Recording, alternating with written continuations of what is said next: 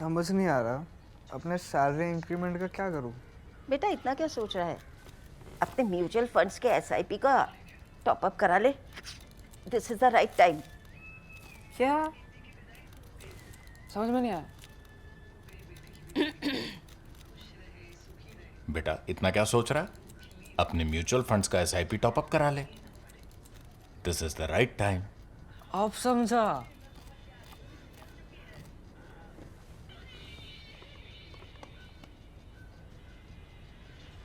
Mutual fund investments are subject to market risks. Read all scheme related documents carefully. The ending, so local people insist, was delivered by an enraged elephant which threw its rider from its back as it passed through an ornamental gateway in Tank, near the city of Dera Ismail Khan. Sir Henry Durand, it is said, was crushed under the elephant's feet and later buried, or what was left of him, in the graveyard of St. Thomas Church. The violent death seemed fitting, many whispered, for the English diplomat had carved the land of the Pashtun tribes into two, cutting apart villages, severing clan from clan, and laying the foundation for endless bloodshed which continues to this day. Like all good tales, I wish the story was true, but it isn't, sadly. Henry Durand, in fact, died in the beautiful Somerset village of Polden, very far from the nearest rampaging elephant. The grave in Tunk, which local people talk about, is in fact of his father, Henry Marion Durand, who was Lieutenant Governor of Punjab and who did in fact die of rampaging elephant. Hi and welcome to this week's episode of The Print Explorer, where we take a deep dive into the tangled weeds of myth-making and misperception that surround some of the complex conflicts playing out around the world and try to get to the roots of the issue. Last week, Afghanistan and Pakistan agreed to a 3-week ceasefire at the Torkham border crossing, which has seen heavy exchanges of gunfire between troops of the two countries. There have been several similar rounds of fighting in September last year, for example, and before that in February 2023. And this has happened even though the Islamic Emirate of Afghanistan, or the Taliban, has taken power in Kabul. Each time, the fighting has been sparked off by the construction of Afghan military positions in what Pakistan claims is its side of the border. This round of fighting again was sparked off by Islamic Emirate troops or the Taliban building a small bunker inside what Pakistan says is its territory. I'm sure you're asking yourself the obvious question. Wasn't the Islamic Emirate installed in Kabul with decades of help from Pakistan's inter-services intelligence precisely so that a friendly regime could secure the border? If so, why are Islamabad and Kabul still shooting at each other? As the saying goes, once is an accident, twice is a mistake, and 3 times is a bad habit.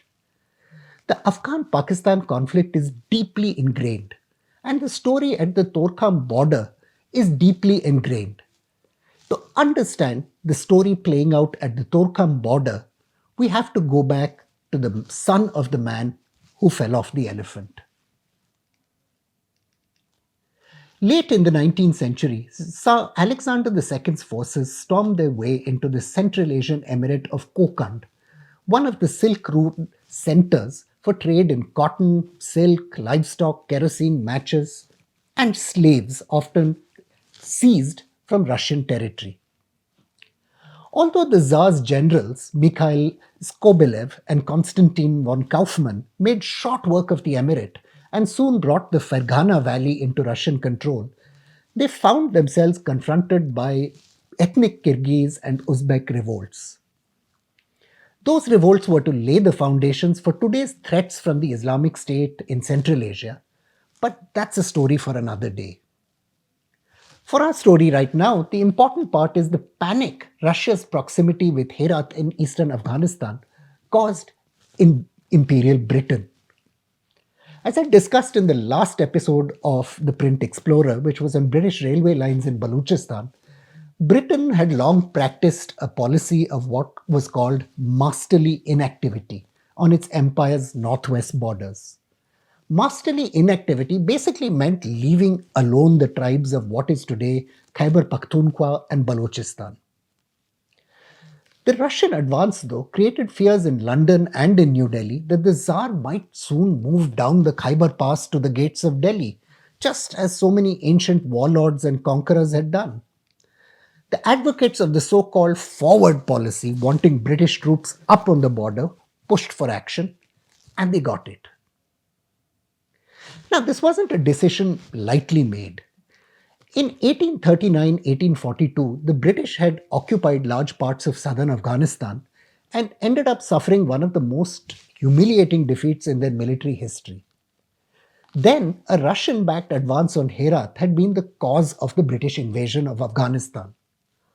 Amir Dost Muhammad Khan, the Afghan ruler, who had initially been supportive of the British, was deposed and replaced with Shah Shuja. To cut a long story short, the British were forced to withdraw from Kabul and massacred on their retreat. Lady Florentia Sale, who was on that ill-fated retreat, later wrote, I quote, "The sight was dreadful, the smell of the blood sickening, and the corpses lay so thick it was impossible to look away from them, and it took some care to guide my horse so as not to tread upon their bodies." Lots of people, their imagination fueled by pop media, see that battle as evidence that Afghanistan is, the graveyard of empires, a kind of unconquerable heart of darkness. Well, no. The British didn't become a great empire by being broken by one disaster, or for that matter, many. The so-called Army of Retribution under Major General George Pollock eventually rescued the hostages and leveled parts of Kabul to make their point. An Indian spy, by the way, had a very big role in that operation, and maybe I'll tell his story in a future episode. Former Emir Dost Muhammad Khan, who had handed himself into British custody in November 1840, was quietly released and made king again. The British realized, despite their victory, that it cost too much to govern and control Afghanistan. There was no revenue to be raised from the country either, which is why so many warlords invaded the plains regularly. Paying Dost Muhammad to run the country for them was a lot cheaper and just as effective. Good geopolitics, after all, isn't about national ego or emotion. The Tsar's push towards Herat, though, led the British to reconsider, and they went to war again in Afghanistan in 1878. This time passing through the Bolan Pass, Khyber and Khurram to overthrow the pro-Russian Amir Sher Ali. The Afghans won one important battle along the way, the Battle of Maiwand, but were eventually crushed by superior British arms at Kandahar. Even though the British had won Afghanistan for the second time, they'd learned from bitter experience that it cost too much to hold on to. Abdur Rahman Khan, a grandson of Dost Muhammad, who had survived the fratricidal wars which broke out following the death of the old man, crossed back into Afghanistan from Russia in 1880 and laid claim to the throne. Now, Dost Muhammad was insistent he would not accept the presence of a British resident, the kind of political agent who monitored the activities of the courts of other princely states in British India. But he did accept the Treaty of Gandamak, which had ceded the Khyber Pass and the districts of Khurram, Pishin and Sibi to the British. For his sacrifices, Dost Muhammad was given a purse of 6 lakh rupees, then about 60,000 pounds, which would be doubled in 1893. The emir wasn't a pushover, clearly, but he was under tremendous pressure. Abdur Rahman had managed to reclaim Kandahar and Herat in 1888, which had earlier been severed from Kabul by the British, who tried to set them up as independent kingdoms. Alongside, he fought and crushed 2 major ethnic rebellions. Meanwhile, the Russians had taken Panje in 1885, bringing them to within a few days' march from Herat. So the emir had that to think about too. The real problem lay ahead though. Treaty or no treaty, where exactly did the empires claiming Afghanistan actually have their borders with this country?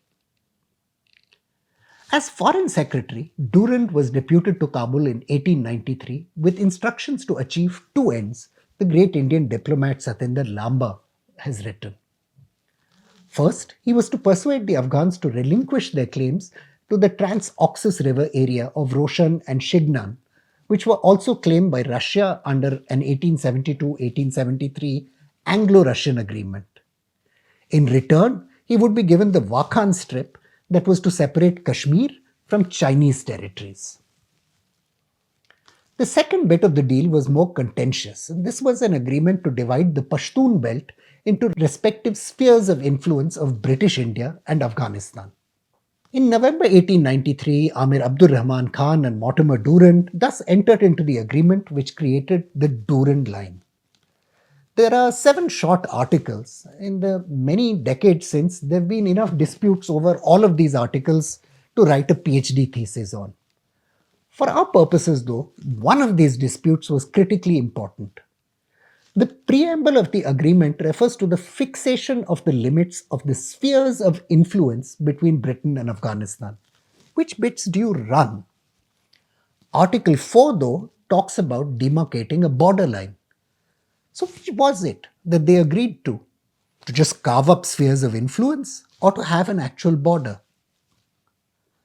The small-scale map attached to the agreement doesn't help resolve this dispute. The actual process of physically transferring the frontier line depicted on the map appended to the agreement onto the ground was to prove extremely challenging.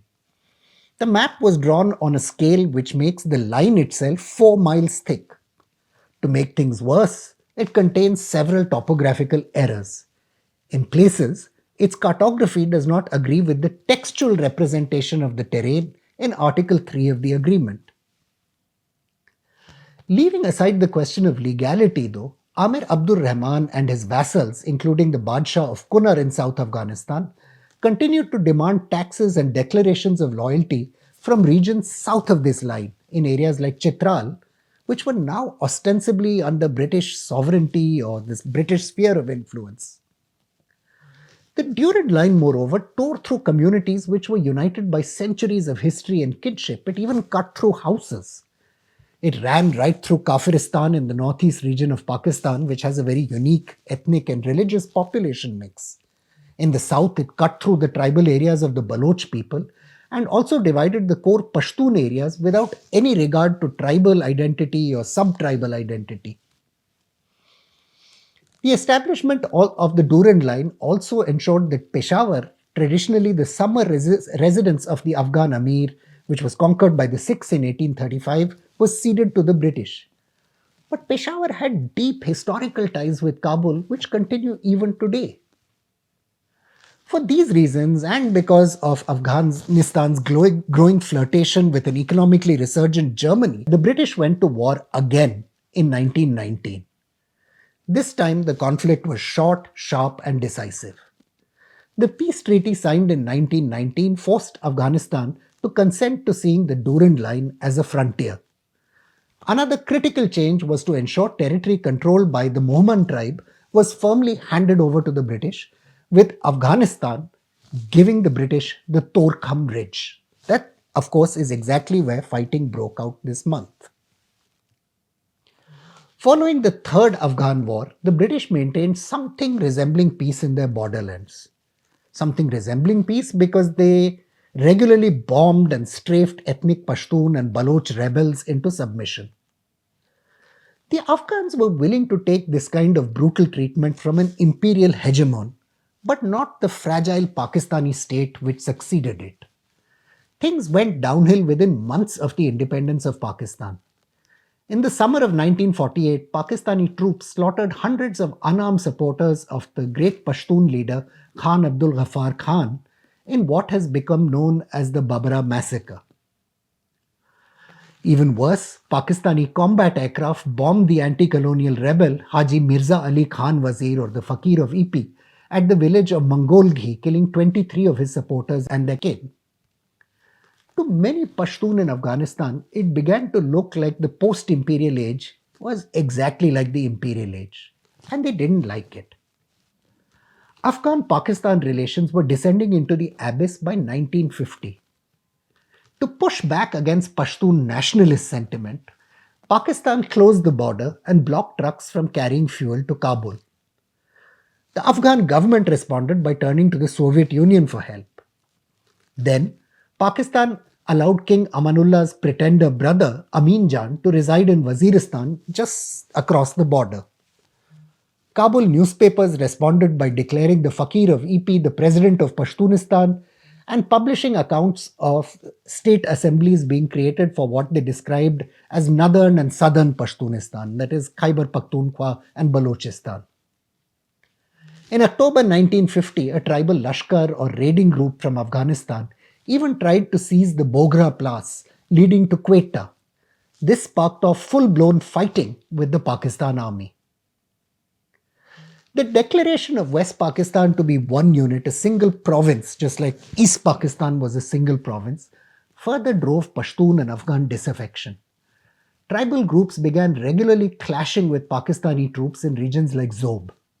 Mobs in Afghanistan attacked Pakistani diplomatic missions, and transit and trade were regularly disrupted. In July 1973, a military-led coup brought the regime of Muhammad Daud Khan to power in Kabul. Daud Khan was a frank nationalist and his relations with Pakistan were poor from the outset. Daud asserted Afghanistan's claims to the ethnic Pashtun enclaves of northwestern Pakistan. In response, the regime of Zulfikar Ali Bhutto backed Islamist groups who were facing the wrath of the new political order in Kabul. The Islamists who would become prominent in the course of the anti-Soviet jihad, people like Gulbuddin Hekmatyar, Burhanuddin Rabbani and Ahmad Shah Massoud, had taken refuge in Pakistan by 1974. A political movement made up of these Islamists and clerics was soon cobbled together by the Pakistani ISI. They were used to retaliate against Afghan support for Baloch and Pashtun nationalists.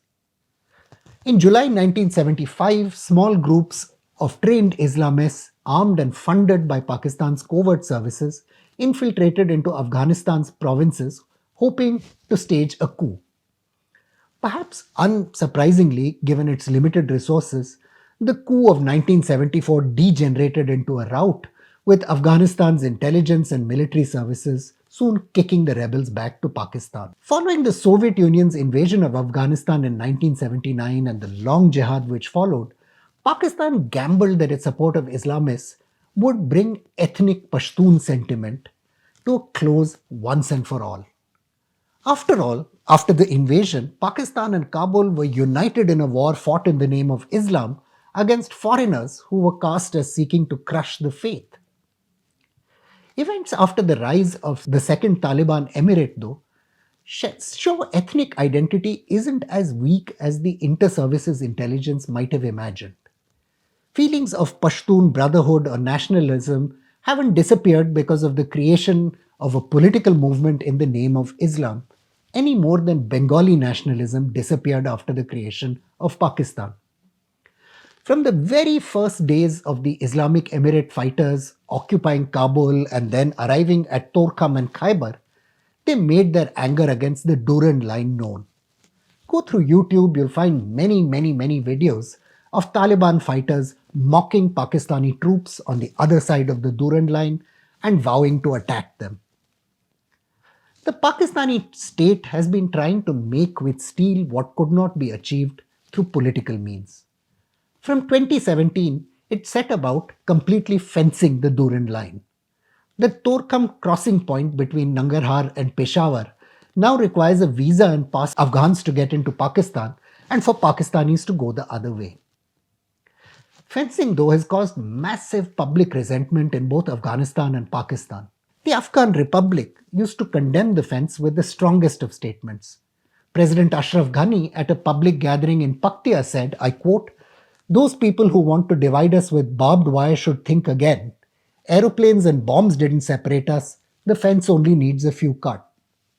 He added that the fence is incapable of, I quote, erasing history, love and brotherhood are inseparable.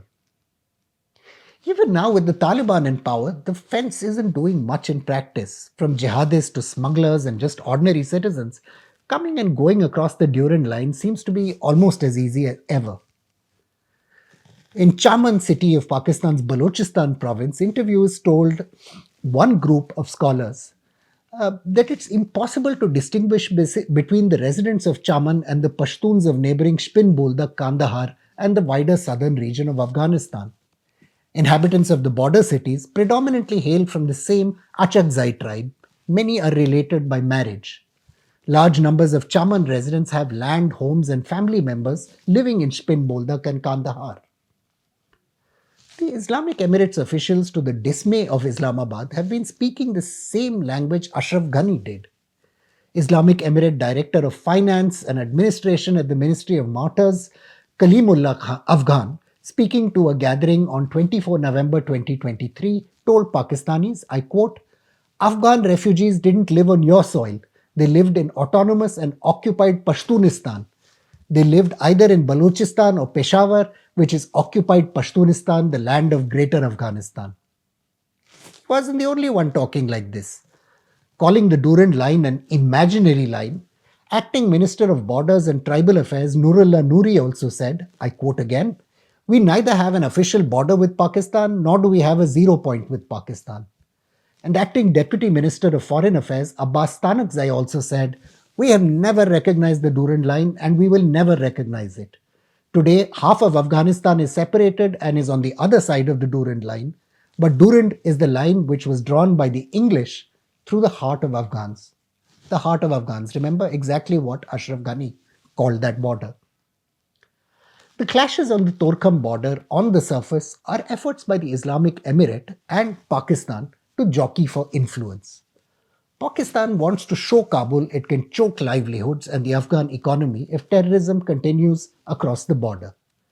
The Islamic Emirate, for its part, wants to show it can escalate conflict in the Afghan-Pakistan borderlands and inflict real pain on Islamabad. Yet, whatever deal the two sides arrive at is pretty much certain not to stick.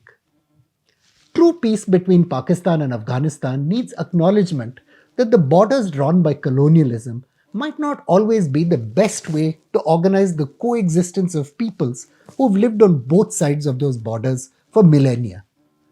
To find an agreement that works will require a level of political imagination and wisdom very few nation states have shown in the post-colonial world.